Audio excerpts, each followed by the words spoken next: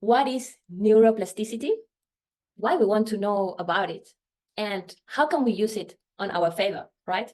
So neuroplasticity is basically the ability of the brain to form and reorganize synaptic connections. And it's especially in response to learning or any experience that we have, right? And what should we be interested in this ability? Well, let's discuss a few characteristics about the brain. The brain processes about 70,000 thoughts each day, using 100 billion neurons that connect at more than 5 trillion points through these synapses that travel super fast at 482 kilometers per hour. And these signals in your neurons can travel at the same speed as a Formula One car. That's really fast. And these signals are necessary for the neurons to communicate with each other. We are speaking about this energy, these pathways, this communication. Another thing about the brain is that it accounts for about 20% of the body's energy consumption. That's quite a lot, 20% of our body's energy consumption. And despite that, it only represents 2% of its weight. And the weight is approximately 1.4 kilograms. So basically, the power, I mean, we have a supercomputer within us. The power that it uses is more than 100 times than a typical smartphone, what they require daily. You know, expert estimates that, yeah, we think between 60,000, 80,000, as we say, every average 70,000 thoughts a day. That's an average of 2,500 to 3,000 thoughts per hour. That's incredible. We are incredible. So, and a lot of this happens in the subconscious mind. A lot of these thoughts. So what does that mean? If they happen in the subconscious mind, means that all these thoughts happen automatically. So here is where the question arises. What is it stored in our subconscious mind that happens mostly automatically? These thoughts, these beliefs, do they support us? Do they empower us? Do they lift us? Some of them do, right? So all this information, all these characteristics really inspire us to be more aware of how important the thoughts that we think on a daily basis are, because they take a lot of power and drives us the whole day. So, and in addition of that, those characteristics, these other characteristics of this organ called brain are the first one, which is the priority, is survival. Our brain, as well as our body, which has its own intelligence, wants to keep us alive, keep us safe. So it doesn't matter what we're doing, our brain will prioritize survival. It's like, for example, the emotion fear. An emotion, when we speak about emotions, is energy in motion. Again, energy is the same energy. We need this emotion of fear to avoid us jumping from a cliff, for example, or if we wouldn't have it, and if we are at the edge of a cliff, the emotion fear will pull us back. That intrinsic nature of survival, right? The fact that we have all these innate abilities, our ancestors survived, and hence we are here. All right. So our brain goes into survival mode when we are in a sympathetic state, which is fight or flight or freeze state. And again, that was very useful, and it is still useful for us, but very, very useful for our ancestors. What happens daily, if we have to be honest with ourselves, we experience situations where our life is not really at a threat. We are not going to be killed. We are not going to die for being late, for not passing an exam, for not getting that promotion, for not asking for that raise, right? So the first characteristic is survival, and this is what the brain wants. So let's have this in mind. Now, what can we do to get out of this fight or flight? So we want to bring our whole system and our brain into a state of calmness. So go from the sympathetic state into a parasympathetic state. How can we do this? First tools that we can take from here, very easy. And one that is simple for us and that we can all do, breath. Breath is the simplest thing that we can do and has a very quick and efficient effect. For example, let's try it right now. Just do a quick check on how you're feeling in general, energy-wise, stress-wise. Maybe it's a 5, 6, maybe you're already calm, or maybe you just ran to join us. Rate yourself. Have that number in your mind. And let's now do a 3 breaths together. We're just going to inhale as much as you can, but without contracting anything. Just relax, inhale as much as you can, and exhale as much as you can. Let's go all together. Let's inhale. And exhale. Inhale. And we exhale. We inhale. We exhale.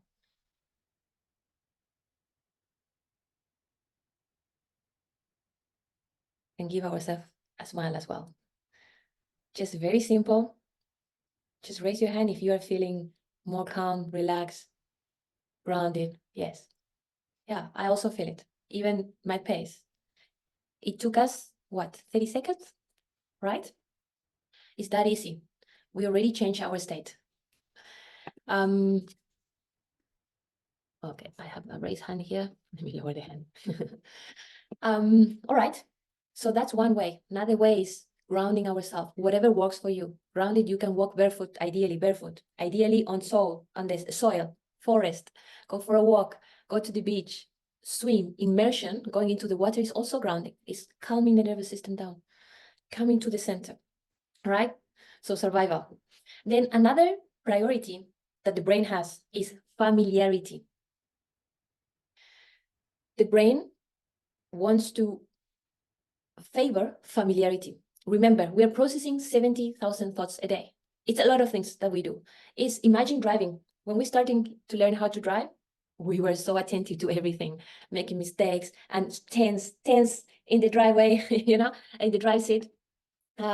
So that at that point in time, we had to spend a lot of energy to do that task. Now, after years of driving, you can be singing, having a deep conversation.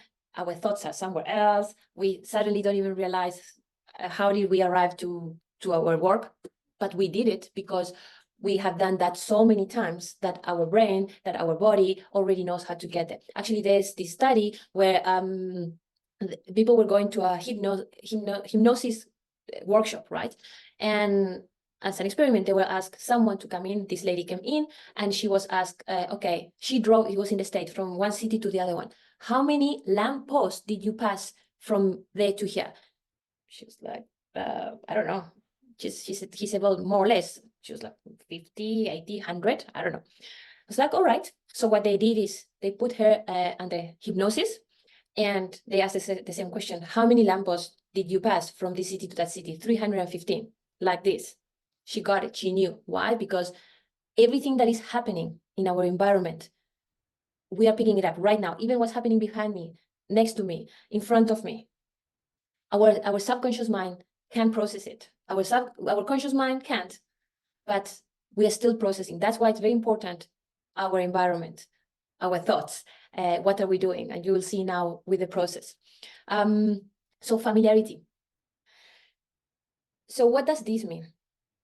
This means that if what's familiar is a thought, a belief that is not supportive, we are always going to go back to that belief. I'm always late. I'm always late. I'm late. Someone is telling you, you're always late. That gets imprinted. Thoughts and beliefs get imprinted in this way. Let's imagine we are all explorers, right? And we arrive into new land. And in this new land, you can see forest and bush and a lot of things. And there's no path. Imagine this is the brain. So we start and we get our tools and we cut and we make a path. And now we can go. And then everyone behind me can go and we all go. And now everyone that comes to this land can use this path, right? That means that that path gets carved, literally carved. So that's an easy path for you to come back. And now imagine this is your own belief inside your brain. It's your thought. And you're going back and back and back and back. So neuroplasticity, how it works is that path will not change. That path will stay. Because all the things that happen in the past happen. We cannot change what happened. However, what we are going to do, what we do with neuroplasticity is we create a new path. That new path is a new thought, is a new belief, is a new pattern. That's what we do. So, and once we create the desired path, what we want to believe, the thought that we want to have, we start creating routines to start favorite, to start making that the default path for our brain to take. Imagine we are driving, imagine Google Maps, you have roads, it's the same thing. From here to there, you have this road, and then you realize that you are going through a dangerous zone, and that is becoming dangerous, like toxic. A toxic thought is dangerous, maybe there's crime. Okay, what do you need to do? Start finding an alternative route, and then you start using the alternative route. And the more you use it, the more you get used to it, the more you know how long it takes, the familiar it becomes, the more relaxed you are while you're driving. Same thing in your brain. So we basically want to make our thoughts familiar. All right, so these two characteristics, survival and familiarity. All right. The question here to ask is the thought that we are thinking about all the time, and it's contracting us and bothering us, is this good for us? Not good for us? Is it toxic? Is it a toxic familiarity in this sense, right? All right, so as we just say, so we have that, what now? We have to create a new path that we are going to make it familiar, a path that is supportive, a thought that is supportive, that makes us feel good, makes us feel confident, that makes us feel alive, that makes us feel safe. And now we can start choosing what we want. All right, so are you ready to create new neural paths? Do you want to support your well-being? Yeah, all right, great. So I'm going to share with you a six steps framework. So the first one is very easy. It's prepare the brain. Prepare your internal state. Remember, the first characteristic was survival. So survival is fight or flight. We want to be in a calm state. Why? Because if we are on fight or flight, we default to the familiarity. And we are saying that in this case, the familiarity is a thought that is toxic. We want to change it. So first, calm down the nervous system, your internal state. We already did it. It took us 30 seconds. For this step, you can take 2-3 minutes. That's enough. If you find your thing, that's enough. But it's very important. Take your time, use your breath, whatever it is, to come from the sympathetic state to the parasympathetic state, right? That's the first step. Then we want to cultivate awareness, all right? Before doing the next 5 steps, we would take a moment to choose which thoughts are more prevalent and that are coming on and popping up all the time, especially when we don't want them. So we have to become aware of those thoughts, all right? We will choose first one thought and we're going to work with it, because remember, one thought is one path. We were going to create a new path for this thought, right?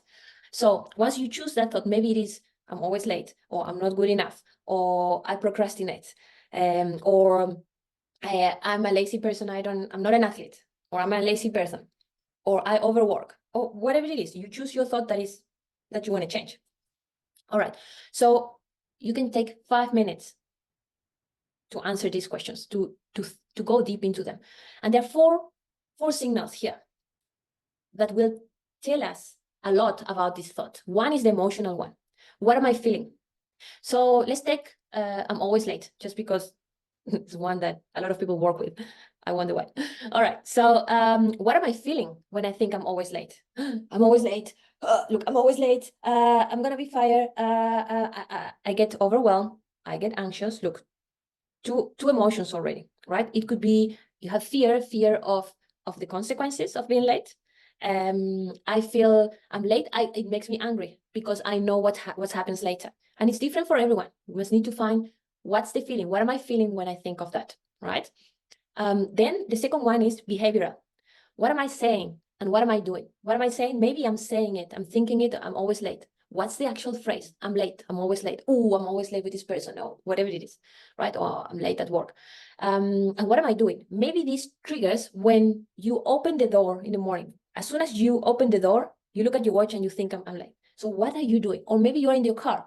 You look down and you see the time. It's like, I'm always late. And then you grab the steering wheel. It's like, what are you doing? What's the behavior, right? When does this thought pops up, right? Then it's the physical. The third one is the physical.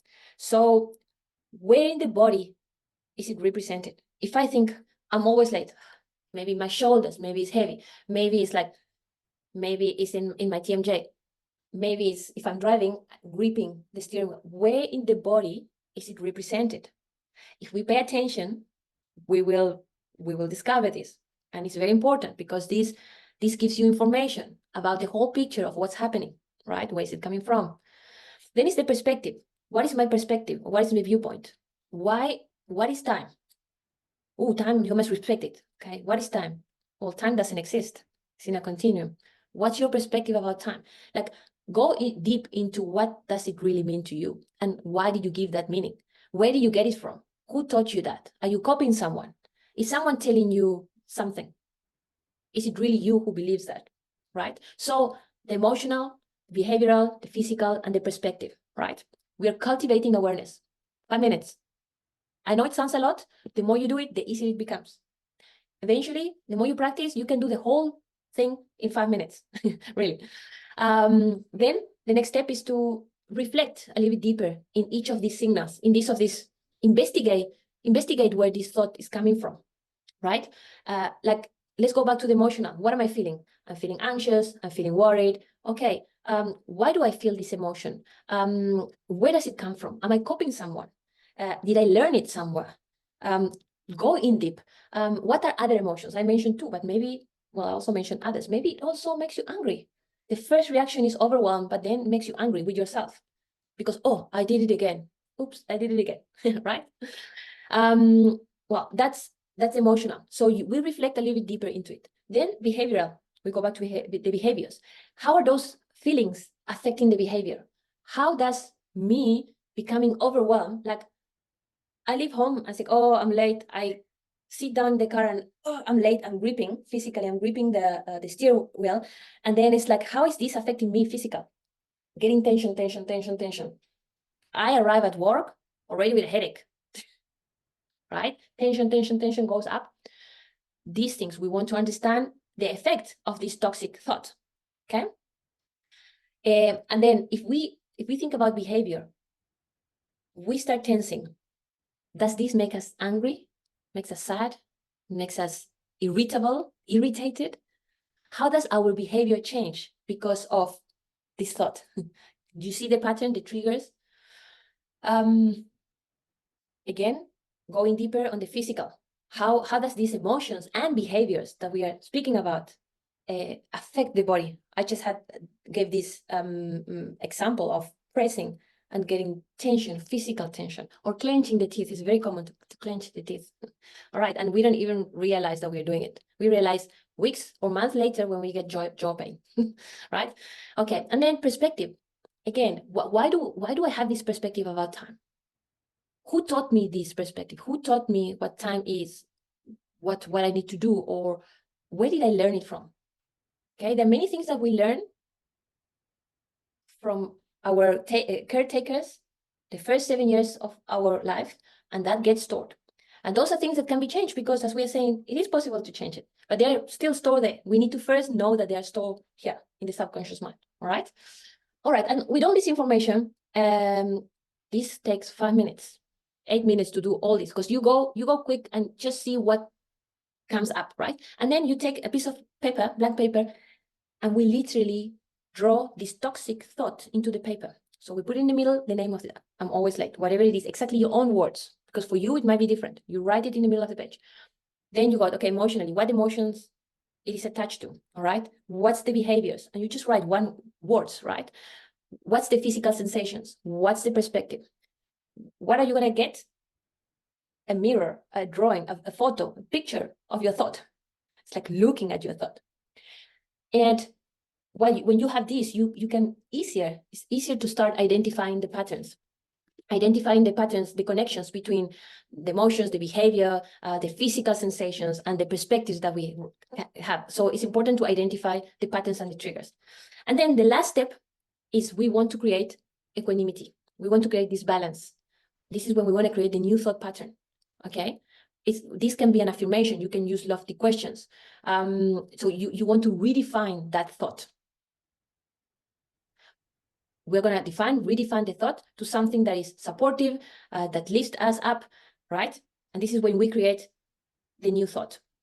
And this thought, you would want to have it present. You can write it down, put it in your calendar, have it in front of you, have it present very often, because you want to make this your default pathway, okay? So this process is encapsulated, the whole process, in 15 minutes. You could work between 15 minutes and 45 minutes, not more than that because it's too much. Sometimes we get into a flow and we want to stay there. But the first 21 days, you want to work on it for at least 15 minutes every day. If you want to make a change, we want to change the habit, right? We want to change the habit. And then this last part is creating equanimity, finding that supporting belief and thought. If we have it, we want to make our lives easy and or simpler. And we want to create habits in a way that they're gonna be sustainable. Not that we're gonna do it one day and then drop it. So find easier way for you. Maybe it's writing it out and put it in front of the computer and have it that you will see it. Put it on the fridge, put it on the mirror in the bathroom, put it in your calendar as a pop-up. Ideally 7 times a day. Sounds a lot, but it's like a second. Pops up, you read it, okay. It starts coming. And then the next day you will go back and do the whole sequence again, because that mind map will be alive for quite a while. It's gonna change. Those words that you wrote, you might want to change it. You're going to start changing the perspective. And that's how you're going to start dissolving that toxic branch of thought in the body, right? And because you are creating a path and being a default path, the new thought, that will give more power to this new and familiar thought. Basically, that's the concept of familiarity, right? So that's basically what I want to share with you about neuroplasticity. And if you have any questions, shoot them out, share your thoughts. You can share your toxic thoughts if you want, if you're brave, and maybe you already got ideas on what you could possibly do or how to change it. Yeah, so the floor is all yours. Thank you.